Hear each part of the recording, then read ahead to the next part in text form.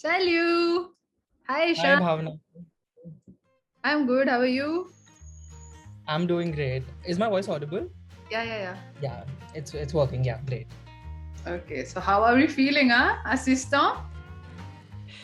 Yeah, like it's difficult to describe actually, what's happening because as you said, like I remember during one of your videos when you had during the after the orientation, you'd actually mentioned this one line that while speaking, people were actually not able to express what they're actually thinking.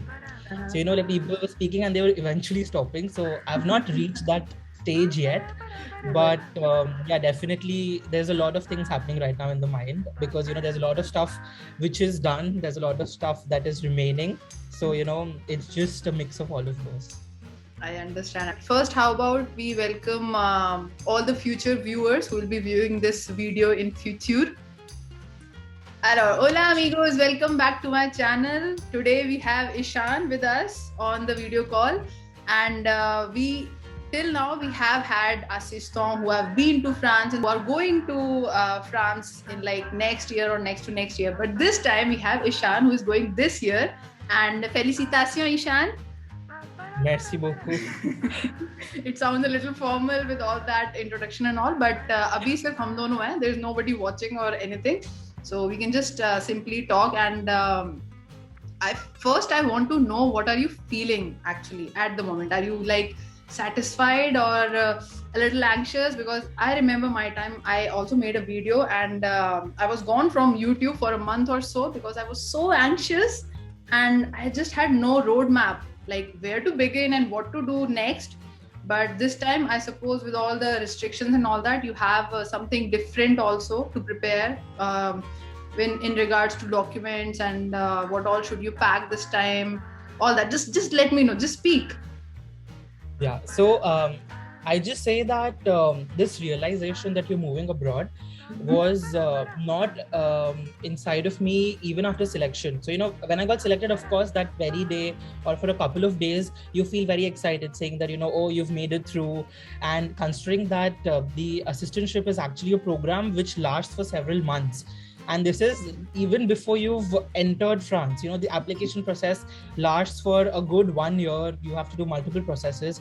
So at that part, you are just like, okay, this step is done. Now there's another step that you have to do. So you have to prepare for that.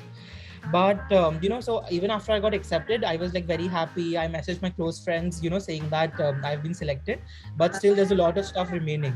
And then gradually you hear from your academy, you receive your arrêté de nomination, and gradually you get in touch with your professor referent. You try to have a word with them, but like the realization actually hits in when you've started, like the month of September. Now that I've received my visa, now that all my bookings are, yeah, I've received my visa. Like luckily we got the letter from the French Institute very early saying that we don't have to pay a fee. So for those of you who don't know, for a person who's going for business purpose or studies, he'll have to pay a visa fee. But because we are employed by the French Ministry of National Education, the government sponsors a visa. So basically, you will receive a letter from the French Institute of India. So important saying that all of a sudden. Okay, we are exactly being, invited to France. So it's an amazing feeling. I know. Yeah, so they're like the French Institute of India will prepare multiple sets of letters wherein your name will be written in one of them. And once you give it to your visa office, which is a VFS center, you just have to explain that, this is the letter and we're exempted from the visa fee. And then, of course, they just write gratis on your visa application and you don't have to pay a fee. But that also depends, like based on what I know, there have been a lot of discrepancies depending on the center. Because I live in Mumbai, the VFS center does not charge for the VFS handling fees. So I only had to pay 770 rupees, which is the courier assurance fee. And that's the only amount I paid. But I know that people in Delhi have to pay some VFS I remember handling I paid more than what you paid, but I don't remember the exact number. But I remember we paid something, I don't know for what, but we approximately 2.83k. Yeah. And that's, because so that's a bit, astonishing because we all are going for the same program, but the VFS works differently. Yeah. So Mumbai people, if you're from Mumbai, you'll not have to pay much. It's just 770 rupees. You have to go to your visa appointment, submit your documents, and just wait for your visa to come. But for Delhi, of course, you'll have to shell out more money. That's what I've got to know. Okay. But I think seeing your name on that letter is a matter of pride, no? You feel very, I don't know, rewarded for all the French, all the hard work you have put in throughout the years learning this language, and now it feels like finally I'm going to get to live this experience, isn't it? It's definitely a very great feeling because see, first of all, for most people, I don't know like how you perceive this program. It's just like one of the programs wherein you go to France and you're living a very good life. You are working with the ministry, but the entire process is very official, so to say, because first you are in touch with your French Institute of India. Then the French Institute of India will review your application. Then the application goes to France Éducation Internationale, which is a division of the French Ministry of Education. So eventually all the decisions that are being taken are at either the embassy level or they are at the government level. And the fact that you've been chosen to represent your country is a big thing in itself. So when you actually receive a letter with your name, it's a very good feeling, definitely. So you are at the stage that you have got your visa. What next? What's the next thing an assistant should do? So for us, it's a bit different because, of course, because of the pandemic, we had to apply for this extra thing, which is the EU COVID pass, or in the French, you say it pass sanitaire.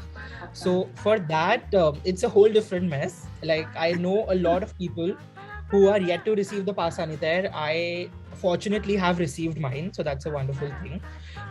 So initially what we were expected to do is the French government had given us 2 email addresses. Okay, the one was a student email ID, because they obviously wanted to prioritize entry to students, because the academic year begins right now. And there was another one which was for tourists, like any foreigners who are planning to come to France. And what is this EU COVID pass? For all those vaccines that have been approved by the EMA, which is the European Medical Association, if I'm not wrong, and the governments, all those vaccines that are permitted, which is like for the Indians, it's only the Covishield vaccine. Covaxin has not been approved yet. So if you have been fully vaccinated by Covishield, you can apply for this pass sanitaire. And so the French government thought that initially by just sending emails, you will be getting your pass sanitaire. But what happened is, and there were 3 email addresses, okay, for your non-student ones. There was one only for Americans. There was another one which was for Canadians. And the third one was for the rest of the world. So Indians had to send an email to the rest of the world email address. Okay. And then we had to wait. I waited for a good 2 weeks and there was no response from them. And then suddenly there was an email stating that we've received an overwhelming response and a lot of demands. We're receiving a lot of demands, for the sanitary pass. So we've made a specialized portal. So they've now made 2 different portals. One is again the student one, and the other one is the foreigners one, for tourists and for people that are coming for any purpose except for studies. Mm-hmm. So initially we were recommended to go through the non-student one, because obviously we're not going for studies. It's the visa that we get is obviously a travailleur temporaire, so again, it's a working. Right. Yeah. So I applied for the non-student one as was suggested to me. Mm-hmm. But the thing was that I received no response. Okay, like the application was there, and this pass sanitaire, the portal has like 3 stages. After you filled all your data, there is this stage called en construction, which means that you can modify your details yet, because the government has received your details, but they are not being verified yet. Then as soon as the French person who is in charge of your application, he takes a look at your application. At that stage, it becomes en instruction. That means the French government is now verifying all your details. And then we have the final stage wherein, it's approved or it's rejected. It can be either of the two, and you get your pass sanitaire. So the thing is, many of those students, like there was a lot of confusion as to, should we apply for a student one? Should we apply for a non-student one? And after I realized that, it's been a good while since I've heard from the non-student portal, let me apply to the student one. And I applied on the student one this past Friday, and I heard from them, I think on Tuesday. So, you know, they verified my application and I received my pass sanitaire. But the thing is that a lot of people have been rejected from the student portal too, because the people they're asking that you need a proof of studies, you know, for example, like a university letter, acceptance letter, something of that sort. So, you know, still people are getting rejected. People are getting, people are being asked to go to this non-student one. People are, you know, not receiving any response from the tourist one. They're coming to the student one. So it's just a matter of luck. That's exactly what I've realized, that French government works in mysterious ways. There is no sense to it. I know people who have got it from the non-student one, people who have got it from the student one, people who have not got it from either of the two portals. You just have to wait and you have to try your luck. But at the end, you know, as the French say, ça va aller. So you just have to be patient and it will be, you know, sorted out. Okay, just let me ask you one question, because as a listener, I'm a little confused. How do you apply for this pass sanitaire? Do you get you get 2 links? That is the first thing. Yeah. Okay. And after that, you click on that link and you are taken to some portal or something like that. How does it work? That's a portal? Yeah. It's a totally different portal. Initially, it was the email, as I told you, but they realized that they're seeing thousands of applications every day. So, you know, replying to each and every email and processing the applications is going to be a tedious task, and they won't be able to keep a good record of it. So we received those 2 links. And then you go to it and they first ask you to register. So you register with your email address, you set up your own password and you log in. So you get a confirmation email saying that we've received your details, just confirm it. So you click on the confirmation link and then you open it. So what details are asked? They are very basic details. They will ask you what is your name, what is your date of birth, what is your residence abroad. And that's not your French address. Residence abroad is where you're currently living. So for us, it's going to be your residence in India. So that's again a confusing thing. People have, you know, probably entered their French address where they're going to live, but that's not what they're asking. They're asking for your current address. So you add that. Them, we are the foreigners, and this is the foreigner. Okay. Yeah, get it. Yeah. You add your current address. You will be adding your COVID certificate, the one that you get after you're fully vaccinated. You get those from the COVID portal. You get that certificate. You try to upload. Yeah, about this COVID situation, I'm sorry I'm cutting you off, because otherwise I tend to forget what I want to ask. How about if somebody gets vaccinated by Covaxin and not Covishield?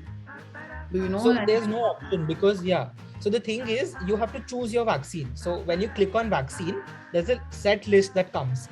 There are vaccines of Pfizer, Moderna, Janssen, Covishield, and there are like 2 or 3 other vaccines also. But like, as I told you, only the vaccines that are approved by EMA are on that set list. So you can't type Covishield. You have to choose Covishield because that's approved. And for those who are vaccinated by Covaxin, there's no option. So you won't be issued a pass. So probably they'll have to undergo quarantine. They'll have to take the RT-PCR test. I think that's obligatory even for those people that don't have, that have the Covishield vaccination. But they might have to undergo a quarantine. But for Covishield vaccinated people, you just choose that. And so there are 3 options also. Like, is it 1 out of 1? Because as you know, the Johnson & Johnson one is only 1 dose. So you click on 1 out of 1 or 2 out of 2, which is for Covishield, because you only have 2 doses. And there's also 3 out of 3 one. So you choose Covishield, then 2 out of 2. You upload your COVID certificate. You scan your passport and your visa, because they need to see that are you allowed to enter France in the first place. They ask for that. They ask for your flight bookings, saying that, you know, is your trip certain, because, you know, they would not want to waste their time on those people that they don't have concrete plans on entering France. So you ask for your flight bookings, and then you fill all the other details and you send the application. But for the student ones, they will ask you for your student visa. Like, I applied to the student one, so I just uploaded my VLSTS visa, which is the visa that we get. And so you send the application, and then there's a message section. In the message section, I wrote a big paragraph explaining my situation. In French, of course, it was. So I, Eshan Kotian, having the passport number XYZ, have been selected by the French Ministry of Education and my academy, which is the Academy of Lyon. And I have been placed at a college in this city. and I have been recruited by the ministry, and this is my arrêté de nomination, my official work contract. So please go through it, and I hope this is all that you need for issuing me a pass sanitaire. And they just went through it. Although I was not a student, because I had the work contract, in the message section I sent them a message along and I attached the work contract. They reviewed it and it was issued to me instantaneously. But there are people who will be rejected through that also, as I said, because some people will say that it sounds so overwhelming. You have to go through so many stages. Yeah, so you just have to wait. It's just a matter of luck. You might be accepted at the very first go. Your application might be rejected, and when you reapply from a different email address, you might get accepted from the same portal. So you just have to try, and you just have to wait for them to approve it. But eventually, I think everybody will get it approved. But you just have to keep trying. It's just a formality in the middle of everything. Miss Hava, you got your pass sanitaire, Sava. Okay. Yeah, and also, like, after you've got your pass sanitaire, like, just the last step, there is this app, like just like we have the GGSIPU app in India. Yeah. There is this French app called Tuesday Anti-COVID. So that is an app. What is it? Can you repeat it? Tuesday Anti-COVID. It's like all anti-COVID. Okay, Tuesday Anti-COVID. Yeah. So that is the app that we have. You download it from your Play Store or Apple Store.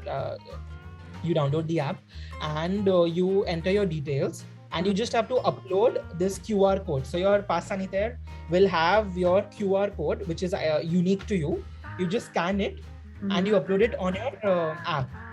And then only thing that you require is that QR code whenever you want to go. Like, for example, like EU COVID pass, it's required for even boarding a train, because I am not placed in Paris. I'll have to take a train from Paris to Lyon, then Lyon to my city. So you need that even for entering your TGV or any train that you're taking. And even for entering a restaurant, like something as simple as going to a restaurant will require you to have that QR code. So then the French officials will scan your QR code, and then you're allowed access to the place. So it's a bit complicated. I know, it sounds so overwhelming. I'm like, अंदर से I'm thinking कि अच्छे time पे चली गई, वरना मेरे को ये सब formalities करने में I would be like यार, is it even worth it? But I'm sure it will be worth it. The thing that you are saying, QR code and all that, I've seen manifestations which are happening in France partout. So manifestation is going to be a one integral part of your séjour en France. So be ready for that. Apart from that, can you talk about your accommodation? Because till now I knew only a few websites for accommodation in France. That is Room Lala, La Carte de Coloc, and a few others, Colocation. How did you find your accommodation, and how is your situation going to be? And what are you expecting? Luckily, I'm one of the few people, I'd say. Like, I don't know if everybody has their accommodation sorted, but I've luckily found an apartment for myself, and that was, I wouldn't say through those sites that you mentioned. Of course, like there is Room Lala. They're outdated now. You have new sites now. No, but like definitely they are definitely important. I know people who have found their apartments from those websites. But what I did was, there's always, so wherever you're placed, just as a piece of advice, I suggest go to Facebook. If you don't have Facebook, I'm telling you, you should make an account on Facebook, because it's very, very important, not only for finding an accommodation, but to be a part of the TAPIF group. Okay. So there is this, after you're selected, there will be somebody who will be making this TAPIF group, Assistant in Toulon group, wherein people from across the world who are going to come to France will be a part of it. And even if there's a slightest of doubts, they'll just put it, and there will be people who will be answering your questions. So do download Facebook. So how did Facebook help me? I just went to Facebook and I typed Saint-Étienne, which is my city where I'm planning to live. It's not where I'm placed, but I'm planning to live there because it's closer to the commune where I'm placed. So I went to Facebook, I typed Saint-Étienne, and I wrote colocation, location, roommates, etc. Okay, so I found two groups wherein a lot of proprietors or landlords who are looking to rent their apartments out, they post their announce on the Facebook group. So it'll be like, we have this, they'll be adding some pictures and they'll describe the apartment. We have a 2 BHK, a 3 BHK. These are the rent. This is the rent. these are the utilities cost, how is it accessible to various universities. Now obviously they look for young people. Like most of the accommodations that I've seen, it's only for those people who are doing Erasmus, who are there for studies, or who are young professionals. So they will be putting those posts out, and you reach out to those landlords. So what I did was I joined those two groups, and I introduced myself saying that, hi, this is Eshan. I am 20 years old. I have been selected to work as an English language assistant in this commune, and I'm looking for an accommodation for about 7 to 9 months, which is the duration of your contract. And I prefer to enter into a colocation. So what is colocation? It's flat sharing. Okay, now it's totally a choice that you want. Okay, people have multiple options. You can either rent a studio for yourself. Colocation, or that's an option given to you? Okay, you did. No, I chose colocation because the thing is, I really like community life, and I really wanted to live with the people, young people of my age, you know, because for me, I have like other people get an opportunity to go to hostels, and you know, they study in a different city. But I have been born and brought up in Mumbai. I've done my education in Mumbai, and I've always lived at my parents' place. So I was like, rather than having a studio, and especially during COVID times, I spoke to a person actually who was in my city, and he just told me that it's very depressing to be a part of a studio. You have this very small 9-meter square houses, which has your small bed, you have your table, you have your small washroom, and that's all. Like you just wake up and you live in that same 9-meter square. You eat there, you do everything in that little corner. That entire, you know, proposition seemed so dreadful to me. I was like, no, I'd rather pay more, but I won't live in a private studio because I really need a community life. So I chose colocation because, you know, I wanted to live with like-minded people. And who are your colocataires, may I ask? I know already you have one Spanish one. And if you guys don't know, Eshan already knows Spanish, and I'm learning Spanish. So it's going to be an amazing exposure for you because you'll be able to practice Spanish and French both. Yeah, so Bhavna already knows about this. Yeah, so my colocataire, so it's a 3 BHK apartment. And what happened was, so like I posted this post, okay, like saying that, you know, I am XYZ. And, you know, this is one thing that I'll really recommend because, you know, what people generally do in these groups is, they just write, hi, looking for an accommodation. And this is all in French, okay? Like English, you don't expect to write anything in English because all of them are French and they expect you to write in French. So you will just introduce yourself. You will think that why are you coming to Saint Etienne? What is your purpose? And where will you be working / study, okay? Whichever your case is. Then you write what sort of a person you are, you know? Like you can write, I am not very particular about, you know, when it comes to, how do you say about housework, like household chores. And you can say, but I want your room to be at least clean, and you know, the apartment should be clean, something of that sort. Do you know how to cook? You can just say, I can prepare Indian dishes for you, and that'll be something like of sort of a plus because, you know, obviously French people, from what I have heard, they absolutely adore Indian cuisine. When it comes to butter chicken and butter naan, they really love it. So, you know, something of that sort, add your personal touch. And, you know, how can you be a part of it? Like, do you like having a community life? Do you like having Netflix nights with your flatmates? Or are you a more reserved person? What can exactly, because it's basically like you're selling yourself. You are showing what your skill sets are, and you know, how can you be a part of that colocation. So interestingly, I set that post up and you know, a lot of landlords actually commented on that post. They were like, okay, I have an apartment that is for rent. MP. So what is MP? It's a message privé, which means that you come to my DM, I'll send you all details. So I got like a lot of 7-8 messages from landlords, and I was like, okay, I was just evaluating my options, and you know, they definitely ask for the crucial questions. And of course, like Bhavna, you already know what the crucial questions are. You first ask for the rent, then you ask for the charge compris. You look whether utilities are included or not, CC as it is. And then you ask basic questions as to, you know, are there basic amenities in the neighborhood? Is there a pharmacy? Is there a shopping center? How far is the local train station or a bus stop from your place? All of those things. And you ask for the documents.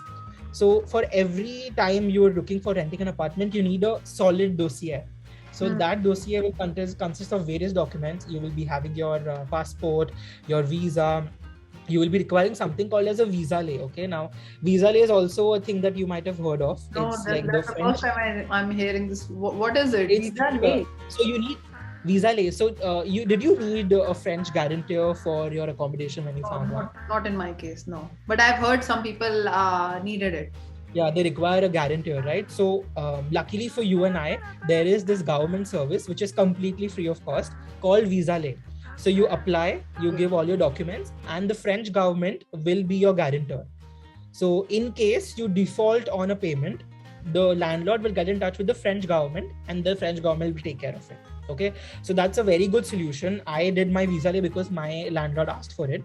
But some people also are cool, but it's very rare. They're cool with having foreign guarantors. For example, like if you're Indian and your parents are ready to be your guarantors, you can furnish the documents. But from what I've experienced, these landlords are very particular about having French guarantors, because obviously they won't come to India to ask for rent, right? And there's no surety that they will actually get a rent. If there is obviously a French guarantor, they will be able to pursue that case in case you default on the rent. So visa lay is a solid solution. I applied through visa lay and I got mine in 2 days. I sent it to my landlord, and that was a different procedure. So coming back to what the topic was, I applied through the Facebook. You start talking about one thing and then there are so many branches to it, so many subtopics, and then it happens. Take your time. Yeah, just one thing to know, being an assistant is there are 100 things to do, and one thing will lead to another, but you will have to be focused on what you want to do. So yeah, I was talking about that post. I uploaded that post, and then there was this French boy who's the same age as me. He's like I won't reveal his name, but he's this guy who is 20 years old, and he reached out to me saying that, "Hi Eshan, a Spanish girl reached out to me regarding a flat sharing opportunity in this very cool apartment which is near my main station. It's about 5 minutes. It's a 5-minute walk from that station. Here is the link." And he attached the link, the Le Bon Coin link. So that annonce was already on Le Bon Coin. And apparently that Spanish girl had reached out to the landlords, but she was looking for 2 more roommates because it was a 3 BHK. So the Spanish girl reached out to the French guy. The French guy saw my post and he reached out to me saying that if ever this proposal interests you, reached out to me and we can make a colocation. So I was like, oh, this is a very cool opportunity. I know French. That is how you got your recommendation? Yeah, so that's so I was like, okay, this guy is French. I would love to live with a French guy and practice my French, like the daily French that you require. And I know Spanish. Like I don't know Spanish as well as I know French, but you are getting an opportunity to live with a 20-year-old French and a 23-year-old Spanish girl, and you kind of can manage both of those languages.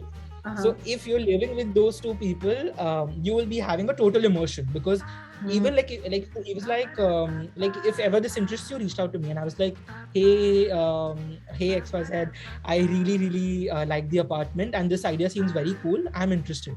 And then was like, do you have a WhatsApp account? We can just make a WhatsApp group. And then that guy made a WhatsApp group, and then the girl joined, and then I joined, and we were like, okay, let's go for it. And then the girl was in touch with the landlord, and she was in touch with them. She sent them an email, and they were like, okay, we 3 are ready to rent your apartment, and tell us what the documents and stuff is. So one thing that I was really looking for is, have you seen this French movie called L'Auberge Espagnole? Oui. It's something that you've definitely seen, and like all French learners have. Everybody watches this movie because this is like so connu parmi les élèves. You have to watch it.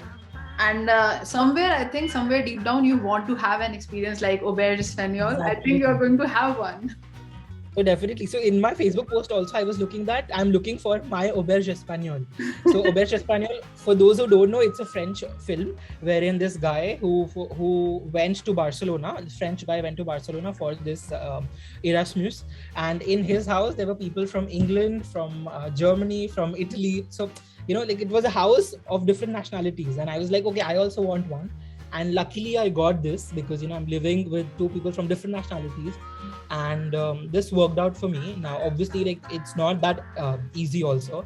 There are a lot of documents you have to take care of, and then they will be sending you the pictures, they will be doing a video tour, and you'll have to fill out all those details and stuff. So it's definitely not sorted, I'd say, But as of now, we three will be, renting an apartment. So definitely go to the traditional websites that Bhavna mentioned, like Le Bon Coin, La Carte de Coloc, I think Apartage. Facebook, the opportunities and the places, the options that you get on Facebook is something different. So you can definitely check all the websites which are there for accommodation in France, but also the Facebook groups, because you see, even I got my 2-day free stay. If the first 2 days I did not pay, but it was a couple. So I was staying with them for 2 days, and I found these two girls on a Facebook group only. So I did not pay anything for that.